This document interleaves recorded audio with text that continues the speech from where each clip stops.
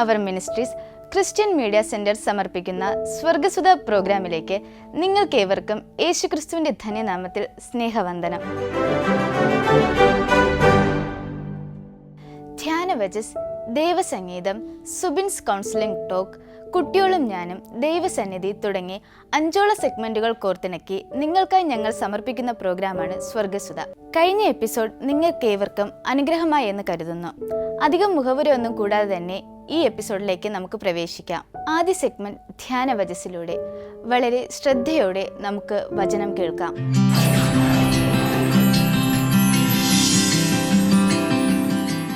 കർത്താവായ യേശുക്രിസ്തുവിൻ്റെ ധന്യമുള്ള നാമത്തിൽ സ്നേഹവന്ദനം. വചന ധ്യാനത്തിലേക്ക് വീണ്ടും സ്വാഗതം. അല്പനേരത്തെ ധ്യാനത്തിനായിട്ട് തിരഞ്ഞെടുത്തിരിക്കുന്ന തിരുവചന ഭാഗം 119 സങ്കീർത്തനം, അതിൻ്റെ 17 മുതൽ 24 വരെയുള്ള വാക്യങ്ങളാണ്. വേദപുസ്തകത്തിലെ വളരെ പ്രത്യേകതയുള്ള ഒരു അധ്യായമാണ് സങ്കീർത്തനം 119. ഒന്നാമത്തെ പ്രത്യേകത, ഏകദേശം ബൈബിളിലെ മധ്യ അധ്യായത്തോട് ചേർന്ന് വരുന്ന 118 അധ്യായം സങ്കീർത്തനം ഏറ്റവും വലിയ മധ്യ അധ്യായം. 119 സങ്കീർത്തനമാണ് ബൈബിളിലെ ഏറ്റവും വലിയ അധ്യായം എന്ന് നമ്മൾ അറിയിക്കുന്നു. ഏകദേശം 176 വാക്യങ്ങൾ ഉള്ള ഒരു അധ്യായമാണ്. ഈ അധ്യായത്തിൻ്റെ പ്രത്യേകത, ഹീബ്രു അക്ഷരമാല ക്രമത്തിൽ 22 അക്ഷരമാലയുടെ അതിൻ്റെ ക്രമത്തിലാണ് എഴുതിയിരിക്കുന്നത്. ഓരോ പാരഗ്രാഫുകളും 8 വാക്യങ്ങൾ വീതമുള്ള 22 ഖണ്ഡികകളായിട്ട് എഴുതിയിരിക്കുന്നു. മലയാളത്തിൽ അത് ഖണ്ഡികളെ തോന്നുമെങ്കിലും അത് പദ്യമായതുകൊണ്ട് അങ്ങനെ ഉള്ള വാക്യങ്ങളായിട്ടാണ് അത് ക്രമീകരിച്ചിരിക്കുന്നത്. ഇനി കുറേ കൂടെ മറ്റൊരു പ്രത്യേകത എന്ന് പറയുന്നത്, ആലേഫ്, ബേത്ത്, ഗിമൽ, ദാലത്ത്, ഹേ, വാവ് ഇങ്ങനെ തുടങ്ങിയാണ് അതിൻ്റെ ആരംഭിക്കുന്നത്. ഉദാഹരണം, ആലേഫ് എന്ന് പറയുന്ന ആദ്യ ഭാഗം ആരംഭിക്കുമ്പോൾ ഈ പ്രാസമൊപ്പിച്ച് കവിത ആയതുകൊണ്ട് ഓരോ വാക്യങ്ങളും തുടങ്ങുന്നത്, ഓരോ വരികളും തുടങ്ങുന്നത് ആലേഫ് എന്ന അക്ഷരം കൊണ്ടാണ്. മലയാളത്തിലെ ബൈബിൾ നമുക്ക് വായിക്കാൻ കഴിയില്ല, എബ്രായ ബൈബിളിൽ അതങ്ങനെയാണ് രേഖപ്പെടുത്തിയത്. അങ്ങനെ ഒരുപാട് പ്രത്യേകതകളുള്ളൊരു സങ്കീർത്തനമാണ്. ഈ സങ്കീർത്തനം മറ്റൊരു പ്രത്യേകത എന്ന് പറയുന്നത്, വചനം എന്നതിന് ഒരു മനുഷ്യൻ്റെ ജീവിതത്തിൽ വചനത്തിന് എത്രമാത്രം പ്രാധാന്യമുണ്ടായിരിക്കണം, ഈ വചനത്തിൻ്റെ പ്രാധാന്യത്തെ മനോഹരമായി വർണ്ണിക്കുന്ന ഒരു സങ്കീർത്തനമാണ്. ഇതിൻ്റെ ഗ്രന്ഥകർത്താവ് ദാവീദാണെന്ന് പൊതുവെ പണ്ഡിതന്മാരുടെ ഒരു അഭിപ്രായമുണ്ട്. അപ്പോൾ വചനം ഒരു മനുഷ്യൻ്റെ ജീവിതത്തിൽ എത്രമാത്രം പ്രാധാന്യമറിയും. വചനം എന്നതിന് ഇതിൽ കുറേ പര്യായപദങ്ങളുണ്ട്. കൽപ്പനകൾ, ചട്ടങ്ങൾ, പ്രമാണങ്ങൾ, വിധികൾ, ന്യായങ്ങൾ എന്നിങ്ങനെ ഒരുപാട് പര്യായപദങ്ങൾ വചനത്തിൽ ഉപയോഗിച്ചിട്ടുണ്ട്. ഓരോ വരികളിലും ഈ വചനം എന്നതിൻ്റെ ഒരു പര്യായപദം ഉപയോഗിച്ചിരിക്കുന്നതായിട്ടും കൂടെ നമുക്ക് കാണാൻ സാധിക്കും. അത്ര മനോഹരമായൊരു സങ്കീർത്തനമാണ്. ഈ നമ്മൾ വായിച്ചു കേട്ട 17 മുതൽ 24 വരെയുള്ള ഭാഗങ്ങളിൽ 2 കാര്യങ്ങൾ നമുക്ക് ഒന്ന് ഓർത്തെടുക്കാനായിട്ട് ശ്രമിക്കാം. സങ്കീർത്തക്കാരൻ ഇവിടെ ദൈവത്തോട് പ്രാർത്ഥിക്കുന്ന 2 പ്രാർത്ഥനകളാണ്. ഒന്നാമത്തെ കാര്യം 17 വാക്യത്തിൽ, ജീവിച്ചിരിക്കേണ്ടതിന് അടിയനെ നന്മ ചെയ്യണമേ, എന്നാൽ ഞാൻ നിൻ്റെ വചനം പ്രമാണിക്കും. ഒന്നാമത്തെ കാര്യം അതാണ്, എന്നെ ജീവിച്ചിരിക്കാൻ സഹായിക്കണം. മനുഷ്യൻ്റെ ജീവിതത്തിലെ ഏറ്റവും പ്രധാനപ്പെട്ട ഒരു കാര്യമാണ്. അതുകൊണ്ടാണ് നമ്മൾ ഈ രാത്രി പ്രാർത്ഥനകളിലൊക്കെ നമ്മുടെ ബൈബിളിൽ എഴുതിയിരിക്കുന്നൊരു ആയുസ്സിൻ്റെ മധ്യത്തിൽ ദൈവമേ നീ എന്നെ എടുത്തു കളയരുതേ എന്നുള്ള പ്രാർത്ഥന. ഇങ്ങനെ ഭൂമിയിൽ ജീവിച്ചിരിക്കാൻ എനിക്ക് കൃപ നൽകണമെന്നുള്ളതാണ് ഒന്നാമത്തെ പ്രാർത്ഥന. രണ്ടാമതായിട്ട് സങ്കീർത്തക്കാരൻ അടുത്ത വാക്യത്തിൽ പാലിക്കുന്നത്, നിൻ്റെ ന്യായപ്രമാണത്തിലെ അത്ഭുതങ്ങളെ കാണുന്നതിന് എൻ്റെ കണ്ണുകളെ തുറക്കണമേ എന്നുള്ളതാണ്. ചുരുക്കമായി മറ്റൊരു വിധത്തിൽ അതിനെ പറയാൻ ശ്രമിച്ചാൽ, എനിക്ക് ശരിയായ കാഴ്ച നൽകണമേ. സങ്കീർത്തക്കാരൻ്റെ മനോഹരമായൊരു പ്രാർത്ഥനയാണ്. എന്തിനാണ് സങ്കീർത്തക്കാരൻ അങ്ങനെ പ്രാർത്ഥിക്കുന്നത്? കർത്താവായ യേശുക്രിസ്തു തൻ്റെ ഉപദേശങ്ങളിലുടനീളം പറഞ്ഞ ഒരു വാക്യമുണ്ട്, കണ്ണുള്ളവൻ കാണട്ടെ, ചെവിയുള്ളവൻ കേൾക്കട്ടെ. നമുക്കറിയാം, കണ്ണില്ലാത്തവന് കാണാനോ ചെവിയില്ലാത്തവന് കേൾക്കാനോ സാധിക്കുകയില്ല. പിന്നെ എന്തർത്ഥത്തിലാണ് കർത്താവ് പറഞ്ഞത് കണ്ണുള്ളവൻ കാണട്ടെ, ചെവിയുള്ളവൻ കേൾക്കട്ടെ? കണ്ണുണ്ടായാൽ മാത്രമല്ല, കാണേണ്ടതുപോലെ കാണുക എന്നതാണ്. കേൾക്കേണ്ടതിനെ കേൾക്കേണ്ടതുപോലെ കേൾക്കുക എന്നുകൂടെ നമുക്ക് അതിന് അർത്ഥമുണ്ട്. അപ്പോൾ അതിനർത്ഥം കാഴ്ചയുണ്ടെന്ന് പറയുന്നവരൊക്കെ വാസ്തവത്തിൽ കാഴ്ചയുള്ളവരാണോ? കാഴ്ചയുണ്ടെന്ന് പറയുന്നവരൊക്കെ വാസ്തവത്തിൽ കാഴ്ചയുള്ളവരല്ല എന്നതാണ് കർത്താവ് പറയുന്ന കാര്യങ്ങൾ. കേൾക്കുന്നു എന്ന് പറയുന്നവരൊക്കെ കേൾക്കേണ്ട കാര്യങ്ങളാണോ കേൾക്കുന്നത്? ഇതിൻ്റെ സമൂഹത്തിൽ നമുക്കറിയാം, അല്ലെ, ഒരു തലമുറ കടന്നു പോയിക്കൊണ്ടിരിക്കുന്നത് ഒരുപാട് നല്ല കാര്യങ്ങൾ നടക്കുമ്പോഴും അരുതാത്തത് കാണാനും അരുതാത്തത് കേൾക്കാനുമുള്ള മനുഷ്യൻ്റെ ഒരു ത്വര മനുഷ്യൻ്റെ ഉള്ളിലുണ്ട് എന്ന് നമുക്കറിയാം. ഇവിടെ സങ്കീർത്തക്കാരൻ ചോദിക്കുന്നത്, എനിക്ക് ശരിയായ കാഴ്ച നൽകണം. ഈ കാഴ്ചയുടെ ഒരു മനോഹരമായ ഭാഗം, കർത്താവായ യേശുക്രിസ്തു ഇങ്ങനെ സുവിശേഷ ദൗത്യമായിട്ട് ഇങ്ങനെ നടന്നു പോകുമ്പോൾ ഒരുപാട് ആളുകൾ അദ്ദേഹത്തെ ഇങ്ങനെ തിക്കിത്തിരക്കിക്കൊണ്ടിരുന്നു. കൂടെ ഉണ്ടായിരുന്ന ആളുകൾക്കൊക്കെ വ്യത്യസ്തങ്ങളായ ആഗ്രഹങ്ങളും ഇഷ്ടങ്ങളും ഉണ്ടായിരുന്നു. രോഗസൗഖ്യമായിട്ടും ഭക്ഷണം ലഭിക്കുന്നത് കൊണ്ടും ഇങ്ങനെ കുറേ കാര്യങ്ങൾ അവൻ്റെ പിന്നെ ചില ആളുകളായിട്ട് യേശുവിനെ വിമർശിക്കാനൊക്കെ ആയിട്ട് ഇങ്ങനെ വലിയൊരു ജനത യേശുവിൻ്റെ കൂടെ പൊയ്ക്കൊണ്ടിരുന്നു എന്നാണ്. പക്ഷേ അവനിങ്ങനെ ഒരു പട്ടണത്തിൽ കടന്നു പോകുമ്പോൾ അവിടെ ഒരു മനുഷ്യനിരിക്കുന്നു. അദ്ദേഹം കാഴ്ചയില്ലാത്തവനാണ്. അവൻ്റെ പേര് ബർത്തിമായി എന്നാണ്. ഈ ബർത്തിമായി എന്ന മനുഷ്യൻ ഇങ്ങനെ യേശു നടന്നു പോകുന്ന വാർത്ത അറിഞ്ഞിട്ട് ബർത്തിമായി യേശുവിനെ വിളിക്കുന്നൊരു ഭാഷയുണ്ട്. അദ്ദേഹം വിളിക്കുന്നത്, യേശുവേ, ദാവീദ് പുത്ര, എന്നോട് കരുണയുണ്ടാകണമെന്നാണ്. ആ യേശുവിൻ്റെ കൂട്ടത്തിൽ യേശുവിൻ്റെ ശിഷ്യഗണങ്ങൾ 12 പേരുണ്ട്. ഒരുപക്ഷെ അതിനപ്പുറമായ ശിഷ്യഗണങ്ങളും ആളുകളും തിരക്കി കടന്നുപോയിട്ടും അവരാരും ഇന്ന് വരെ യേശുവിനെ ഇങ്ങനെ ദാവീദ് പുത്ര എന്ന് സംബോധന ചെയ്തില്ല എന്നാണ്, അല്ലെങ്കിൽ തിരിച്ചറിഞ്ഞില്ല എന്നാണ്. ഇതിനേറെ യേശുവിൻ്റെ ശിഷ്യന്മാർ പോലും തിരിച്ചറിഞ്ഞില്ല. അവർ പ്രവാചകന്മാരിലൂടെ തന്നെ ഏലിയാവ് വന്നു എന്നിങ്ങനെയൊക്കെയാണ് യേശുവിൻ്റെ ശിഷ്യന്മാരുടെ ഇടയിൽ പോലും ചില അഭിപ്രായങ്ങളുണ്ടായിരുന്നത്. പത്രോസ് മാത്രമാണ് അപവാദമായിട്ടൊന്ന് മാറ്റി പറയുന്നത്, നീ ജീവനുള്ള ദൈവത്തിൻ്റെ പുത്രനായി ക്രിസ്തു എന്നൊക്കെ ഒരിക്കൽ പറയുന്ന അപ്പോൾ മാത്രമാണ്. പലർക്കും അധികാരം പിടിച്ചെടുക്കാൻ വന്ന ഒരാളെന്നൊക്കെയാണ് ശിഷ്യന്മാർക്ക് പോലും തോന്നിയത്. അതുകൊണ്ടാണ് ഈ 2 ശിഷ്യന്മാർ ചെന്ന് യേശുവിനോട് പറഞ്ഞത്, ഇങ്ങനെ ഞങ്ങളിൽ ഒരുത്തന് വലത്തും ഇടത്തും ഇരിക്കാനൊക്കെ അധികാരം നൽകണമെന്ന് പറയുന്നത്. അപ്പോൾ യേശുവിൻ്റെ കൂടെ നടന്നവരോ യേശുവിനെ തിക്കിക്കൊണ്ടിരുന്നവരോ ആരും പോലും തിരിച്ചറിയാത്ത ഒരു യാഥാർത്ഥ്യം ഇവിടെ ഒരു മനുഷ്യൻ തിരിച്ചറിയുന്നു. ബർത്തിമായി അവൻ വിളിക്കുകയാണ്, യേശുവേ, ദാവീദ് പുത്ര, എന്നോട് കരുണയുണ്ടാകണമെന്നാണ്. അപ്പോൾ കർത്താവ് യേശുക്രിസ്തു പറഞ്ഞ വാക്യം വളരെ കൃത്യമാണ്. കണ്ണുള്ളവൻ കാണട്ടെ, ചെവികളും കേൾക്കട്ടെ. ഇവിടെ കണ്ണുണ്ടെന്ന് തൻ്റെ കൂടെ നടന്നവർ ആരും കാണാത്തൊരു കാര്യം, ചെവിയുണ്ടെന്ന് നടിച്ച് തന്നോടുകൂടെ ഉണ്ടായിരുന്നവരാരും കേൾക്കാത്തൊരു കാര്യം ഈ മനുഷ്യൻ തിരിച്ചറിയുന്നു. യേശു ദാവീദ് പുത്രനാണ്, മിശിഹ എന്ന് അദ്ദേഹം തിരിച്ചറിയുന്നു എന്നാണ്. ഇവിടെ സങ്കീർത്തകൻ്റെ പ്രാർത്ഥന ഇപ്പോൾ നമുക്ക് കൃത്യമായിട്ട് മനസ്സിലാകും. സങ്കീർത്തകൻ പ്രാർത്ഥിക്കുകയാണ്, നിൻ്റെ വചനത്തിൻ്റെ ആഴങ്ങളെ മനസ്സിലാക്കാൻ, നിൻ്റെ വചനത്തിൻ്റെ മർമ്മങ്ങളെ മനസ്സിലാക്കാൻ, നിൻ്റെ ന്യായപ്രമാണത്തിലെ അത്ഭുതങ്ങളെ കാണേണ്ടതിന് എൻ്റെ കണ്ണുകളെ തുറക്കണമേ എന്നുള്ളതാണ്. നമ്മളൊക്കെ വചനം പഠിക്കുന്നവരാണ്. വചനത്തിൻ്റെ ശരിയായ അർത്ഥങ്ങളെ, അതിൻ്റെ ശരിയായ ആഴങ്ങളെ അതിൻ്റെ ശരിയായ അർത്ഥത്തിൽ മനസ്സിലാക്കുന്നതിൽ നമ്മളൊക്കെ പലപ്പോഴും പരാജയപ്പെട്ടു പോകുന്നു. നമ്മൾ കർത്താവിൻ്റെ പിന്നാലെ പോകുന്നതും കർത്താവിന് ഇഷ്ടപ്പെടുന്നതുമൊക്കെ ഇങ്ങനെ ഭൗതികമായ ചില നേട്ടങ്ങൾക്ക് വേണ്ടിയാണ്. ആ ഇന്നിൻ്റെ ഒരുപക്ഷെ പ്രസംഗങ്ങൾ പോലും പഠിപ്പിക്കലുകൾ പോലും ഇങ്ങനെ ക്രിസ്തുവിൻ്റെ പിന്നാലെ പോകുന്നത് കൊണ്ട് ഭൗതികമായ നേട്ടങ്ങൾ ഉണ്ടാകുന്നു എന്ന് പഠിപ്പിക്കുന്ന തലത്തിലേക്ക് കാലങ്ങൾ മാറിയിരിക്കുന്നു, അല്ലേ? വീടിന് വേണ്ടിയും സ്വത്തിന് വേണ്ടിയും ജോലിക്ക് വേണ്ടിയും അധികാരങ്ങൾക്ക് വേണ്ടിയും ഒക്കെ ഇങ്ങനെ യേശുവിൻ്റെ പിന്നാലെ പോയാൽ ലഭിക്കുമെന്ന് പഠിപ്പിക്കുന്ന ഒരു കാലഘട്ടത്തിൽ ഇവിടെ ദാവീദിന് ചോദിക്കാനുള്ളത്, നിൻ്റെ വചനത്തിൻ്റെ അത്ഭുതങ്ങളെ കാണാൻ എൻ്റെ കണ്ണുകളെ തുറക്കണം. ഉദാഹരണമായിട്ടൊരു കാര്യം കൂടെ നമുക്കിങ്ങനെ വായിക്കാം. കർത്താവ് യേശുക്രിസ്തു ഇങ്ങനെ പഠിപ്പിച്ചപ്പോൾ എങ്ങനെ പഠിച്ചു? പ്രാർത്ഥിപ്പിൻ, തരപ്പെടും; അന്വേഷിപ്പിൻ, കണ്ടെത്തും; മുട്ടുവിൻ, നിങ്ങൾക്ക് തുറക്കും. നമ്മൾ ഈ വാക്യത്തെ പഠിച്ചു വച്ചിരിക്കുന്നതോ മനസ്സിലാക്കുന്നതോ എപ്പോഴും എൻ്റെ ജീവിതത്തിൻ്റെ ഭൗതികമായ ആവശ്യങ്ങൾക്ക് വേണ്ടി ഇങ്ങനെ മുട്ടിപ്പായി പ്രാർത്ഥിച്ചാൽ കിട്ടും, മുട്ടിപ്പാൽ യാചിച്ചാൽ കിട്ടും എന്നൊക്കെയാണ് നമ്മളിങ്ങനെ മനസ്സിലാക്കി വച്ചിരിക്കുന്നത്. കർത്താവ് വാസ്തവത്തിൽ എങ്ങനെയാണോ പറഞ്ഞത് എന്ന ഭാഗത്തിൻ്റെ ഒടുവിലത്തെ ഭാഗം മനസ്സിലാക്കുമ്പോൾ നമുക്ക് തന്നോട് യാചിക്കുന്നവർക്ക് തൻ്റെ പരിശുദ്ധാത്മാവിനെ എത്ര അധികമായി കൊടുക്കും. പരിശുദ്ധാത്മാവിൻ്റെ ദൗത്യം എന്താണ്? നമ്മുടെ വിശ്വാസത്തിൽ നടത്തുക, ക്രിസ്തു ആരാണെന്ന് നമ്മൾ മനസ്സിലാക്കി തരിക, രക്ഷയ്ക്ക് ഞങ്ങളെ ജ്ഞാനിയാക്കുക എന്നൊക്കെയാണ് നമ്മൾ വായിക്കുന്നത്. അപ്പോൾ ഈ രക്ഷയ്ക്ക് ജ്ഞാനിയാക്കാൻ മതിയായ കാര്യങ്ങളെക്കുറിച്ച് പഠിക്കാനും മനസ്സിലാക്കാനും നിൻ്റെ പരിശുദ്ധാത്മാവിനെങ്കിൽ തരണമേ എന്ന് പ്രാർത്ഥിക്കാൻ പറയുന്നിടത്ത് നമ്മൾ നമ്മുടെ പ്രാർത്ഥനകളൊക്കെ നമ്മുടെ ഇഷ്ടപ്രകാരമുള്ളതാക്കി മാറ്റി പ്രാർത്ഥിക്കുന്നു എന്നതാണ് സങ്കടകരമായ കാര്യം. അപ്പോൾ ഇവിടെ ദാവീദിൻ്റെ പ്രാർത്ഥനയിൽ സങ്കീർത്തക്കാരൻ്റെ പ്രാർത്ഥന ഇതാണ്, നിൻ്റെ വചനത്തിൻ്റെ ആഴങ്ങളെ മനസ്സിലാക്കാൻ എന്നെ പഠിപ്പിക്കണമേ എന്നുള്ളതാണ്. ഈ 119 സങ്കീർത്തത്തിൻ്റെ മുഴുവനായ ഭാഗത്തിലും വചനത്തിന് അത്രമാത്രം പ്രാധാന്യം കൊടുക്കാൻ കാരണം വചനമാണ് എന്നെ രക്ഷയ്ക്ക് ജ്ഞാനിയാക്കുന്നത്. ദൈവത്തെ മനസ്സിലാക്കാൻ, ക്രിസ്തുവിനെ മനസ്സിലാക്കാൻ, വീണ്ടെടുപ്പിനെക്കുറിച്ച് മനസ്സിലാക്കാൻ, നിത്യജീവനെക്കുറിച്ച് മനസ്സിലാക്കാൻ എന്നെ പ്രേരിപ്പിക്കുന്നത്. അതുകൊണ്ട് ആ വചനത്തിൻ്റെ ആഴങ്ങളിലേക്ക് ഇറങ്ങിച്ചെന്ന് പഠിക്കാൻ എന്നെ സഹായിക്കണമെന്ന്. അപ്പോൾ 2 കാര്യങ്ങൾ: 1, എനിക്ക് ജീവിച്ചിരിക്കാൻ സഹായിക്കണം; 2, വചനത്തിൻ്റെ അത്ഭുതങ്ങളെ കാണാൻ എൻ്റെ കണ്ണുകളെ തുറക്കണം. നാം ഓരോ ദിവസം തോറും ഇങ്ങനെ ദൈവത്തോട് പ്രാർത്ഥിക്കുമേ, നിൻ്റെ വചനം എൻ്റെ ജീവിതത്തെക്കുറിച്ച് എന്താണ് പറയുന്നതെന്ന് അതിൻ്റെ ആഴങ്ങളെ മനസ്സിലാക്കാൻ എന്നെ സഹായിക്കണമേ. അതിന് ദൈവം തൻ്റെ പരിശുദ്ധാത്മാവിനാൽ എന്നെ നിങ്ങളെ വഴി നടത്തി കാത്ത് പരിപാലിക്കുമാറാകട്ടെ. ആമേൻ. വളരെ ചിന്തനീയവും പ്രത്യാശയുമൊക്കെ നൽകിയ അനുഗ്രഹപൂർണമായ ഒരു വചനമാണ് നാം ഇപ്പോൾ ശ്രവിച്ചത്. ഇനി നമുക്ക് മാധുര്യമേറിയ ഒരു ഗാനം കേൾക്കാം ദേവസംഗീതത്തിലൂടെ.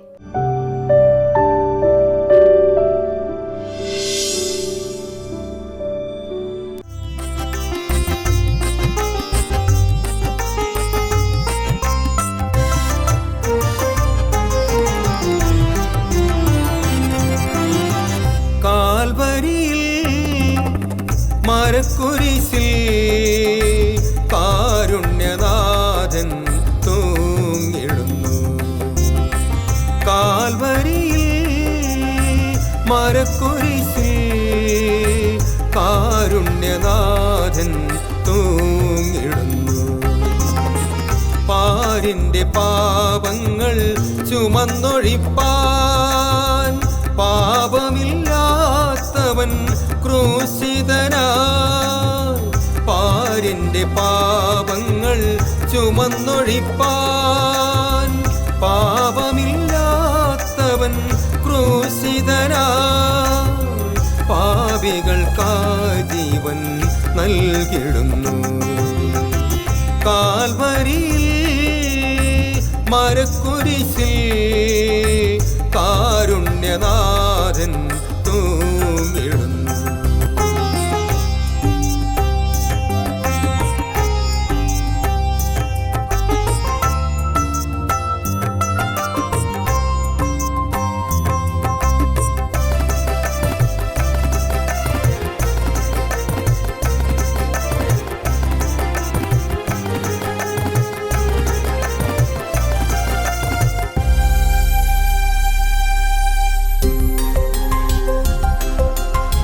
ശിരസിൽ മുൾമൂടി ചൂടിയ നേരം പ്രാർത്ഥിച്ചു നാഥാനി പാപികൾക്കായി.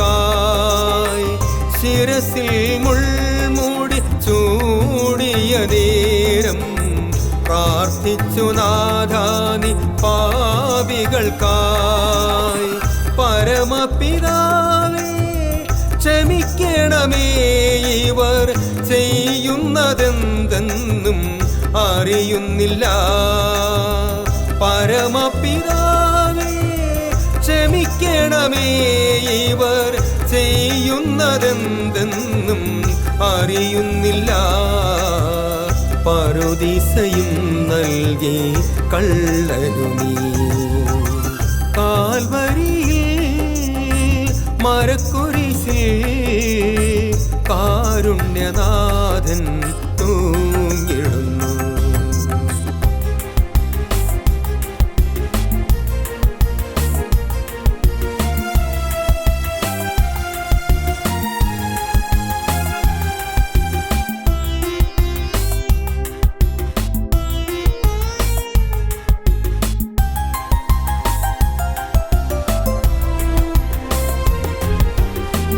മാതാവിനും പ്രിയ സ്നേഹിതനും നീ സാന്ത്വനവാക്കുകൾ നൽകിയില്ലേ. മാതാവിനും പ്രിയ സ്നേഹിതനും നീ സാന്ത്വനവാക്കുകൾ നൽകിയില്ലേ. കാൽവരിക്കുന്നിന്റെ നെറുകയിൽ നിന്നേശു നിലവിളിച്ചിടുന്നു ഗദ്ഗദത്താൽ. കാൽവരിക്കുന്നിന്റെ നെറുകയിൽ നിന്നേശു നിലവിളിച്ചിടുന്നു ഗദ്ഗദത്താൽ. എൻ ദൈവമേ എന്നെ കൈവെടിഞ്ഞു. കാൽവരിയിൽ മരക്കുരിശിൽ കാരുണ്യനാഥൻ തൂങ്ങിടുന്നു.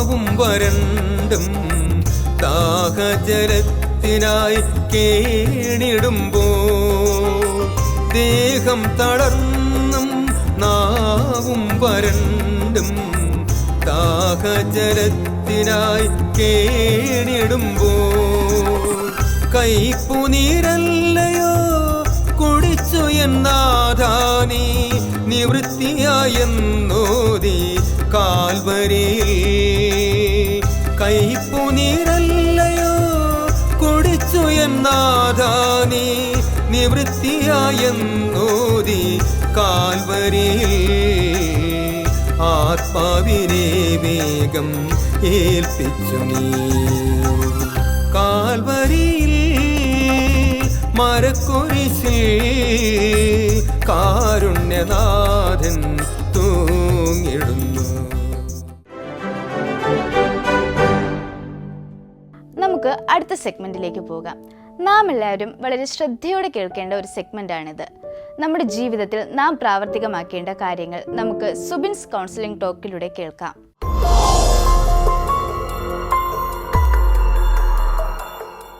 നിങ്ങൾക്കേവർക്കും കൗൺസിലിംഗ് ടോക്കിലേക്ക് സ്വാഗതം. ജീവിതത്തിൽ വിജയിക്കാനുള്ള ഒരു വാക്കിനെക്കുറിച്ചാണ് ഇന്നത്തെ കൗൺസിലിംഗ് ടോക്കിൽ നമ്മൾ കേൾക്കാൻ പോവുക.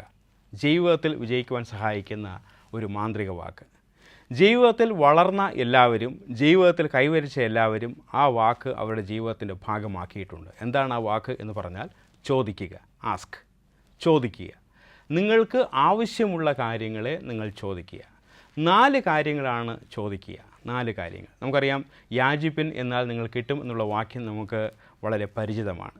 നമ്മുടെ ജീവിതത്തിൽ ചോദിക്കുവാൻ വേണ്ടി, ആവശ്യങ്ങൾ ചോദിക്കുവാൻ വേണ്ടി തയ്യാറാകണം. ഒന്നാമത്തെ ചോദ്യം എന്ന് പറയുന്നത് മറ്റുള്ളവരുടെ അഭിപ്രായങ്ങൾ നമ്മൾ ചോദിക്കണം. മറ്റുള്ളവരുടെ അഭിപ്രായങ്ങൾ. നമ്മുടെ ജീവിതത്തിൽ നമ്മൾ പല കാര്യങ്ങൾ ചെയ്യും.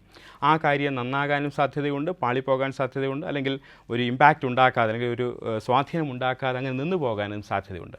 മറ്റുള്ളവരുടെ അഭിപ്രായങ്ങൾ ചോദിക്കുമ്പോൾ അവർ തരുന്ന ഫീഡ്ബാക്ക് അല്ലെങ്കിൽ നല്ല അഭിപ്രായങ്ങൾ നമ്മുടെ ജീവിതത്തിൽ, നമ്മുടെ കാര്യങ്ങളെ, നമ്മുടെ ജീവിതത്തിൽ നമ്മളായിരിക്കുന്ന മേഖലകളെ മെച്ചപ്പെടുത്തുവാനായിട്ട് നമ്മളെ ഒരുപാട് സഹായിക്കും. ഞാനിപ്പോഴായിരിക്കുന്ന ഈ കാര്യങ്ങൾ കുറേ കൂടി മെച്ചപ്പെടുത്തുന്നത് എങ്ങനെ എന്ന് ഞാൻ ചോദിക്കുമ്പോൾ അവർ പറഞ്ഞു തരുന്ന കാര്യങ്ങൾ വെച്ച് എനിക്ക് ആ കാര്യങ്ങൾ കൂടുതലായി പഠിച്ച് മനസ്സിലാക്കി ചെയ്യാനായിട്ട് സാധിക്കും. ഉദാഹരണത്തിന് എൻ്റെ വ്യക്തിപരമായ ജീവിതത്തിൽ ഞാൻ ഹയർ സ്റ്റഡി ഒക്കെ ചെയ്യുമ്പോൾ എൻ്റെ അധ്യാപകരോട് പോയി ചോദിക്കുമായിരുന്നു, ഏത് കാര്യമാണ് ശരിയാക്കേണ്ടത്, ഏത് കാര്യമാണ് കൂടുതലായി പഠിക്കേണ്ടത്, ഏത് കാര്യമാണ് കൂടുതലായി ക്ലിയർ ചെയ്യേണ്ടത്. അങ്ങനെ ഉള്ള കാര്യങ്ങൾ ചോദിക്കുന്നത് നമ്മുടെ ജീവിതത്തിൽ ഒരുപാട് മാറ്റങ്ങൾ ഉണ്ടാക്കുകയും വളർത്തുകയും ചെയ്യും. രണ്ടാമത് നമ്മൾ ചോദിക്കേണ്ടുന്നത് അവസരങ്ങളാണ്. നമ്മൾ ആൾക്കാരോട് പോയി അവസരങ്ങൾ ചോദിക്കണം. എന്നാൽ നിറയെ പേർ അവസരങ്ങൾ ചോദിക്കുവാൻ വിമുഖരാണ്. അവർ വിചാരിക്കുന്നത് ഞാൻ അവസരം ചോദിക്കുമ്പോൾ അവരെന്നെ തെറ്റിദ്ധരിക്കും, എനിക്കൊരു പക്ഷേ അവസരം തരാതിരിക്കും. അങ്ങനെയല്ല. നിങ്ങൾ മനസ്സിലാക്കണം, നിങ്ങൾക്ക് ഒരു കഴിവുണ്ടെന്ന്, അല്ലെങ്കിൽ ഉദാഹരണത്തിന് നിങ്ങൾക്ക് പാട്ട് പാടാൻ കഴിവുണ്ട്, നിങ്ങൾക്ക് പ്രസംഗിക്കുവാൻ കഴിവുണ്ട്. ആ കഴിവുണ്ടെന്ന് മറ്റുള്ളവർ എങ്ങനെ അറിയും? നിങ്ങൾ പറയാതെ മറ്റുള്ളവർ പലപ്പോഴും അറിയണമെന്നില്ല. നിങ്ങൾ പ്രശസ്തനായ ഒരാളാണെങ്കിൽ നിങ്ങളെക്കുറിച്ച് എല്ലാവർക്കും അറിയാം. പക്ഷേ നിങ്ങൾ സാധാരണ ഇതുവരെയും മറ്റുള്ളവർക്ക് അധികം പേർക്ക് അറിഞ്ഞുകൂടാത്ത ഒരാളാണെങ്കിൽ നിങ്ങൾ ചോദിക്കാതെ, നിങ്ങൾ ആവശ്യപ്പെടാതെ, സാർ എനിക്കൊരു അവസരം തരണം, എനിക്കൊരു സാധ്യത തരുമോ എന്ന് ചോദിക്കാതെ അവർക്ക് നിങ്ങളുടെ ഉള്ളിൽ ഒളിഞ്ഞിരിക്കുന്ന കഴിവുകളെ കാണാൻ സാധ്യമല്ല. അതുകൊണ്ട് തന്നെ മറ്റുള്ളവരോട് അവസരം ചോദിക്കുന്നത് ഏറ്റവും ആവശ്യമാണ്. ഒരു അവസരം അടയുമ്പോൾ, അല്ലെങ്കിൽ ഒരു സാധ്യത അടയുമ്പോൾ 1000 സാധ്യത ദൈവം തുറക്കും എന്ന് നമുക്കറിയാം. പക്ഷേ ദൈവം തുറക്കുന്ന സാധ്യതകളെ നമ്മൾ പോയി കണ്ടുപിടിക്കണം. സാധ്യതകൾ, അവസരങ്ങൾ ഇങ്ങോട്ട് വന്ന് പലപ്പോഴും നമ്മളെ വിളിക്കാറ്. വളരെ അപൂർവമായ അവസരങ്ങൾ ജീവിതത്തിൽ വരാറുള്ളൂ എന്ന ചൊല്ല് നമുക്കെല്ലാവർക്കും അറിയാം. എന്നാൽ നമ്മുടെ ചുറ്റുപാടും ഒരുപാട് അവസരങ്ങളുണ്ട്. ആ അവസരങ്ങളെ നമ്മൾ തേടി ചെന്നാൽ നമ്മുടെ മുൻപിൽ ആയിരക്കണക്കിന് അവസരങ്ങൾ തുറന്നു വരുന്നത് കാണുവാൻ സാധിക്കും. മറ്റൊരു വിധത്തിൽ പറഞ്ഞാൽ അവസരം ചോദിക്കുന്ന ആളിന് മാത്രമേ വളരുവാനായിട്ട് സാധിക്കുകയുള്ളൂ. അതുകൊണ്ട് രണ്ടാമത് നിങ്ങൾ ചോദിക്കേണ്ടുന്നത് അവസരങ്ങളാണ്. മൂന്നാമത് നിങ്ങൾ ചോദിക്കേണ്ടുന്നത് അവരുടെ ആശയങ്ങളാണ്. മറ്റുള്ളവർക്ക് ഒരുപാട് ആശയങ്ങളുണ്ടായിരിക്കും. നിങ്ങളുടെ മേഖലയുമായി ബന്ധപ്പെട്ട് ഒരുപാട് നല്ല ആശയങ്ങളുള്ള ഒരുപാട് പേരെ നിങ്ങളുടെ ചുറ്റുപാടും കാണുവാൻ സാധിക്കും. അവർ ഉപയോഗിക്കാതെ വെച്ചിരിക്കുന്നതോ അല്ലെങ്കിൽ വേണ്ട ഇനി അത് ചെയ്യുന്നില്ല എന്ന് വിചാരിക്കുന്നതോ ആയ ഒരുപാട് ആശയങ്ങൾ മറ്റുള്ളവരുടെ ഉള്ളിൽ ഈ വിഷയമായി അല്ലെങ്കിൽ നിങ്ങളായിരിക്കുന്ന മേഖലയുമായി ബന്ധപ്പെട്ട് ഉണ്ടായിരിക്കും. നിങ്ങൾ അവരുടെ ആശയങ്ങൾ, എനിക്ക് വേണ്ടി നിങ്ങൾ ആശയങ്ങൾ പറഞ്ഞു തരുമോ എന്ന് ചോദിച്ചാൽ നിറയെ പേർ സന്തോഷത്തോടു കൂടെ പുതിയ ആശയങ്ങൾ, നിങ്ങളുടെ മേഖലയുമായി ബന്ധപ്പെട്ട പുതിയ ആശയങ്ങൾ നിങ്ങൾക്ക് പറഞ്ഞു തരും. അതുവഴി ആ ആശയങ്ങൾ ഉപയോഗിച്ചുകൊണ്ട് അതുകൊണ്ട് നിങ്ങളുടെ മേഖലയിൽ നിങ്ങൾക്ക് അനുയോജ്യമായ ആശയങ്ങൾ സ്വാംശീകരിച്ചുകൊണ്ട് നിങ്ങളുടെ മേഖലയിൽ നിങ്ങൾക്ക് വളരുവാനായിട്ട് സാധിക്കും. ഏറ്റവും അവസാനത്തെ കാര്യമെന്ന് പറയുന്നത് ഉപദേശങ്ങളാണ്. പലപ്പോഴും ഉപദേശം കേൾക്കാൻ നമുക്ക് ഇഷ്ടമില്ല, ഉപദേശി എന്ന് കളിയാക്കാറ് പോലുമുണ്ട്. പക്ഷേ നമ്മളൊരു കാര്യം മനസ്സിലാക്കണം, ജീവിതത്തിൽ ശരിയായ ഉപദേശങ്ങൾ സ്വീകരിക്കുമ്പോഴാണ്, ശരിയായ ഉപദേശങ്ങൾ ഉൾക്കൊള്ളുമ്പോഴാണ്, ശരിയായ ഉപദേശങ്ങൾ സ്വീകരിച്ചുകൊണ്ട് അതിന് പ്രകാരം ജീവിതം മാറ്റി ജീവിതം മുന്നോട്ട് നയിക്കുമ്പോഴാണ് നമ്മുടെ ജീവിതം വിജയത്തിലേക്കും വളർച്ചയിലേക്കും കടക്കുക. അപ്പോൾ ജീവിത വിജയത്തിന് ഏറ്റവും അവസാനത്തെ കാര്യമെന്ന് പറയുന്നത് നിങ്ങൾ ചോദിക്കണം. എന്താണെന്ന് പറഞ്ഞാൽ ഉപദേശം. അങ്ങോട്ട് പോയി ചോദിക്കണം, എനിക്ക് ഉപദേശം തരാൻ പറയണം. ചിലപ്പോൾ അവർ പറയില്ലായിരിക്കും, കുറച്ച് പേർ പറയുമായിരിക്കും.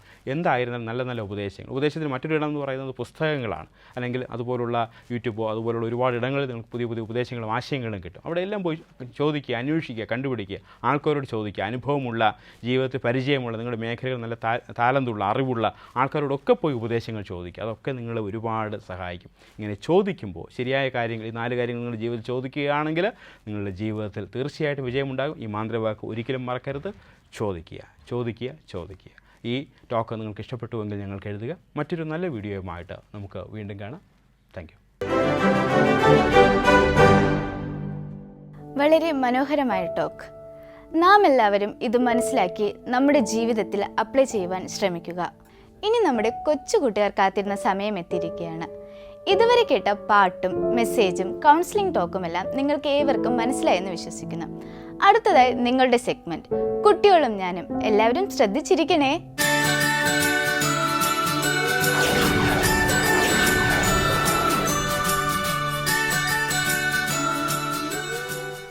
ഹലോ കൂട്ടുകാരെ, എല്ലാവർക്കും സുഖമാണല്ലോ. അപ്പോൾ നമ്മുടെ കിട്ടുവിനെ മനസ്സിലായല്ലോ. കിട്ടു നമ്മുടെ ഒപ്പമുണ്ട്. കിട്ടുവിന് ഒരുപാട് കഥകളൊക്കെ ഇഷ്ടമാണ്. കഥകളൊക്കെ പറയാൻ കിട്ടുവിനറിയാം അല്ലേ? കിട്ടുവിന് കഥയൊക്കെ അറിയില്ലേ? എനിക്കറിയാം, ഞാൻ നല്ലപോലെ കഥ പറയും. നല്ലപോലെ കഥ പറയുമെന്ന്. അപ്പോൾ ഇന്ന് കിട്ടുവിന് കഥ പറയോ? ഇല്ല, അങ്ങനെ പറഞ്ഞു. കിട്ടുവിന് ഇന്ന് കഥ പറയാൻ പറ്റത്തില്ല, അങ്കിള് പറഞ്ഞോളാന്നാണ് കിട്ടു പറയുന്നത് കേട്ടോ. അപ്പോൾ നമ്മൾ ഇന്നൊരു പുതിയ കഥ പഠിക്കാൻ പോവുകയാണ് കേട്ടോ. അപ്പോൾ ഈ കഥ പക്ഷികളുടെ ലോകത്ത് നടക്കുന്ന കഥയാണ്. കിളികളെന്നും പറയും. പക്ഷികളാണ്, പറക്കുന്ന പക്ഷികളാണ്. കാക്ക, പരുന്ത് ഇതൊക്കെയാണ്. അപ്പോൾ ആ പക്ഷികളുടെ ലോകത്ത് നടക്കുന്ന ഒരു മത്സരം ഏറ്റവും ഉയരത്തിൽ പറക്കുന്നത് ആരാണ് എന്ന ഒരു മത്സരമാണ് നടക്കുന്നത്. അപ്പോൾ ഓരോരുത്തരായിട്ട് മത്സരത്തിൽ പങ്കെടുക്കാൻ തുടങ്ങി. പറഞ്ഞുതരാം. അപ്പോൾ ഓരോരുത്തരായിട്ട് മത്സരത്തിൽ പങ്കെടുക്കാൻ തുടങ്ങി കേട്ടോ.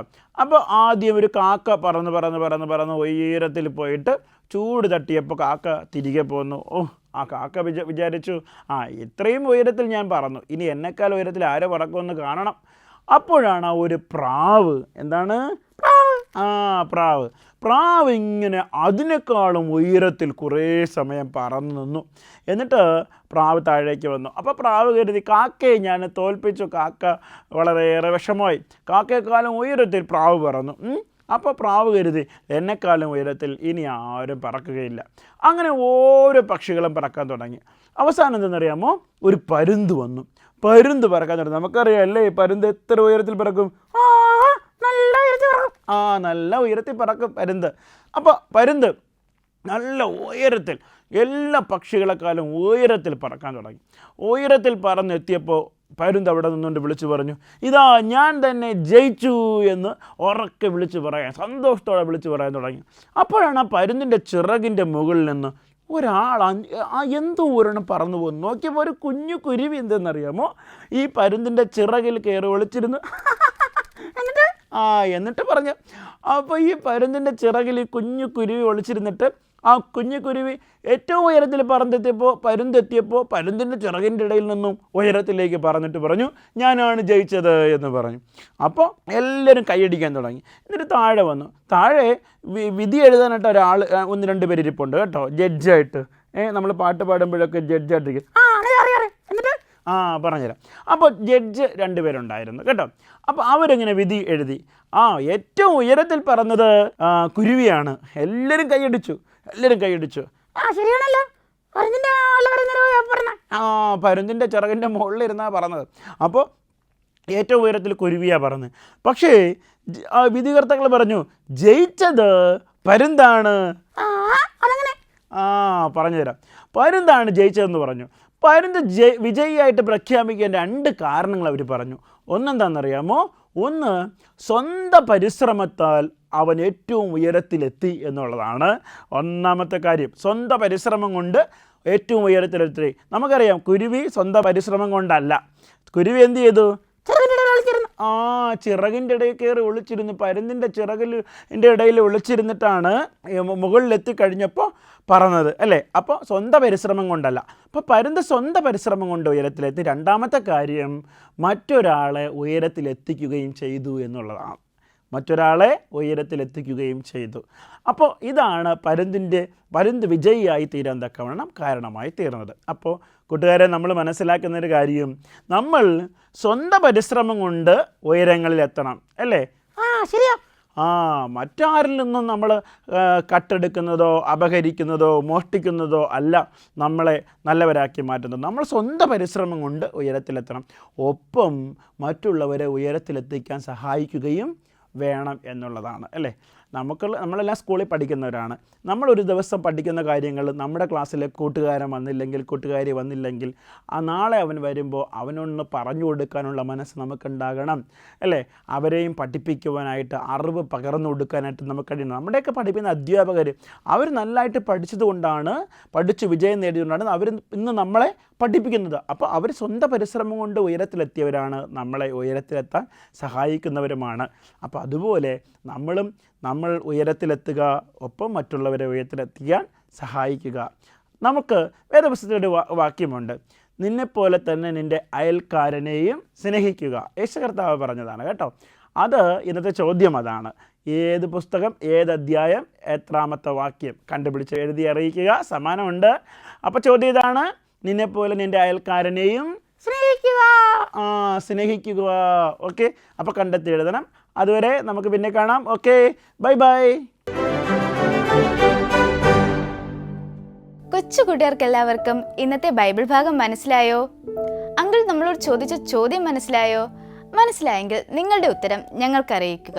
ഈ പ്രോഗ്രാമിൻ്റെ അവസാനം ഞങ്ങളുടെ വാട്സപ്പ് നമ്പറും ഫോൺ നമ്പറും നൽകുന്നതാണ്. അതിലേക്ക് നിങ്ങളുടെ ഉത്തരങ്ങൾ അയച്ച് സമ്മാനങ്ങൾ നേടണം കേട്ടോ. സ്വർഗസുധ പ്രോഗ്രാമിൻ്റെ അവസാനത്തെ സെഗ്മെന്റ് ദൈവസന്നിധി. നമുക്കേവർക്കും പ്രാർത്ഥനയോടുകൂടി ആയിരിക്കാം.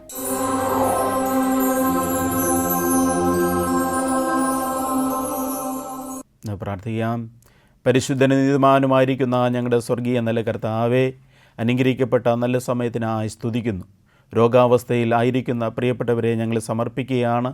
കർത്താവെ, ഞങ്ങൾ പറഞ്ഞിരിക്കുന്നതായ ഓരോ പ്രിയപ്പെട്ടവരെയും ഓരോ സ്ഥലങ്ങളിലും ജാതി മത വ്യത്യാസമില്ലാതെ ഈ ശുശ്രൂഷ കേൾക്കുന്നതായ എല്ലാ പ്രിയപ്പെട്ടവരെയും ദൈവം അനുഗ്രഹിക്കണമേ. അവരുടെ രോഗങ്ങളെ അവിടെ നിന്ന് മാറ്റിക്കൊടുക്കുമാറാകണമേ എന്ന് ഞങ്ങൾ പ്രാർത്ഥിക്കുകയാണ്. ആശുപത്രിയിലും ഭവനങ്ങളിലുമായി സുഖമില്ലാതെ കഴിയുന്ന കർത്താവെ, ക്യാൻസർ, കിഡ്നി, കർത്താവെ, പ്രഷർ, ഷുഗർ, കൊളസ്ട്രോൾ എല്ലാം കർത്താവെ നീ അവിടെ നിന്ന് മാറ്റി കർത്താവെ നീ സൗഖ്യമാക്കുമാറാകണമേ എന്ന് ഞങ്ങൾ ദൈവത്തോട് പ്രാർത്ഥിക്കുകയാണ്. അങ്ങ് തന്നെ മരുന്ന് വൈദ്യനാണ് എന്ന് ഞങ്ങളോട് പറഞ്ഞിട്ടുണ്ടല്ലോ കർത്താവ്. രോഗികൾക്ക് അത്ഭുത സൗഖ്യമുണ്ട് എന്ന് അരുളിച്ചതിൻ്റെ കർത്താവ്. രോഗാവസ്ഥയിലായിരിക്കുന്ന എല്ലാ പ്രിയപ്പെട്ടവരെയും ദൈവം അനുഗ്രഹിച്ച് ആശീർവദിക്കുമാറാകണമേ എന്ന് ഞങ്ങൾ ദൈവത്തോട് പ്രാർത്ഥിക്കുകയാണ്. അവരുടെ ദൈവത്തിൻ്റെ കൃപ അവരനുഭവിച്ചുകൊണ്ട്, ദൈവക ശക്തി അവർ പ്രാപിച്ചുകൊണ്ട്, ദൈവത്തിൻ്റെ അഭിഷേകത്താൽ അവർ നിറയപ്പെടുവാൻ തക്കവണ്ണം നീ സഹായിക്കുമാറാകണമെന്ന് ഞങ്ങൾക്ക് വേണ്ടി ജീവിക്കുന്നതിനായ യേശു ക്രിസ്തു മൂലം പ്രാർത്ഥിക്കുമ്പോൾ കേൾക്കണമേ സ്വർഗീയ നല്ല പിതാവേ. ആമേൻ. ഈ പ്രോഗ്രാം നിങ്ങൾക്ക് അനുഗ്രഹമായി എന്ന് വിശ്വസിക്കുന്നു. ഇതുവരെയും ഞങ്ങളെ ശ്രവിച്ച പ്രേക്ഷകർക്ക് യേശുക്രിസ്തുവിന്റെ നാമത്തിൽ നന്ദി. നിങ്ങളുടെ വിലയേറിയ നിർദ്ദേശങ്ങളും അഭിപ്രായങ്ങളും ഉത്തരങ്ങളും ഞങ്ങളെ എഴുതി അറിയിക്കുക. Our new address, Christian Media Center, number 105, Pantheon Road, 2nd floor, Egmore, opposite to Egmore Museum, Chennai, 600008. Our phone number 044 2432 0488.